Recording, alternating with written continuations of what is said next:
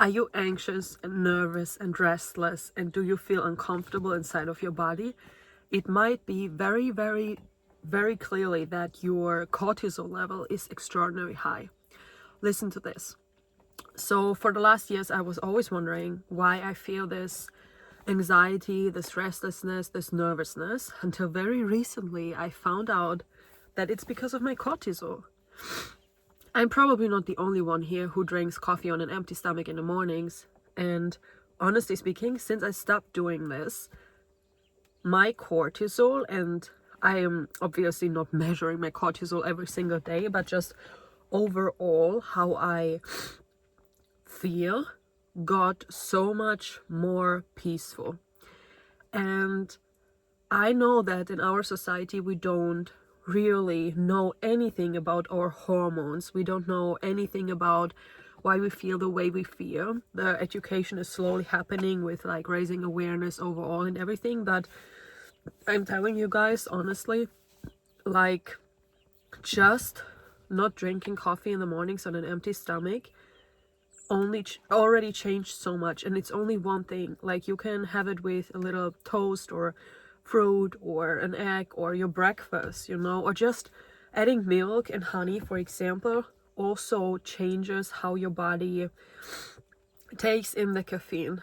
Because I get so jittery, and I thought that, oh yeah, I'm just like, that's just because I'm like doing the inner work and dealing with my traumas, and that's why everything's coming up. And that probably also plays a role here. But just the feeling overall from being so, I don't know, nervous and anxious in the mornings without reason, though the reason was the coffee, was very eye-opening. I'm like, so many things we just do on autopilot and we never question until we realize what they're actually doing to our bodies and to our nervous system. And sorry, my nose is blocked. It's my cold, so my voice is a bit off and I have some trouble breathing, but yeah, I don't know. It's the season, I guess. And yeah, I don't know. I just want to tell you that if you observe a lot of things, how you feel in your body, like discomfort in your chest, like a nasty gut feeling, or headaches, or you're tight here and there, I found out that for all of these things, there's always a reason, obviously, but sometimes the reason isn't obvious to you yet, So what I started to do is, because I have like, I don't know, very sensitive stomach, but also in a way that it doesn't make any sense. And I was like doing a diary where I was writing down every single time when I got like real cramps after a meal, I was writing down the ingredients. And then over time I found out that, well, which is causing me to feel this pain, right? And for example, one thing that was causing me a lot of pain is plain salad.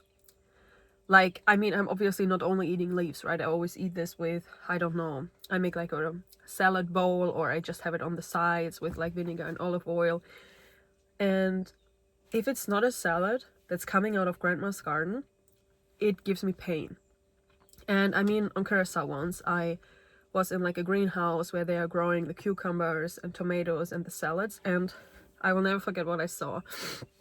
Like, there was a worker with like a massive, big, white liquid-ish that was like literally burning your eyes away.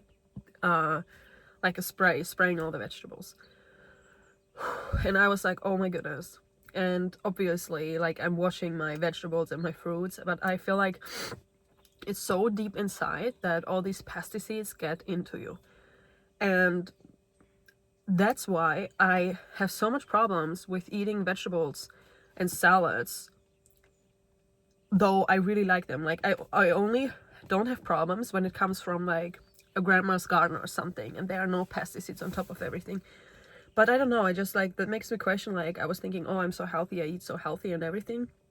But then on the other side, this is probably full with pesticides and it's causing my body so much pain. And when I stopped eating that, I'm like, oh, now I'm not eating enough vegetables, no, I'm not eating enough greens. But on the other side, I feel so much better. So just be cautious and really check in with your body. And I mean, it really helps. Honestly, my husband suggested to just write down every single time I have pain and then figure it out. Because I thought like maybe I have problems eating corn. But then actually nothing happened. And it was so random that it didn't really make any sense. So yes, this is your little reminder to listen to your body, check where it hurts, write it down when it starts to hurt after what you're doing. And then you'll figure out the reason behind your pain.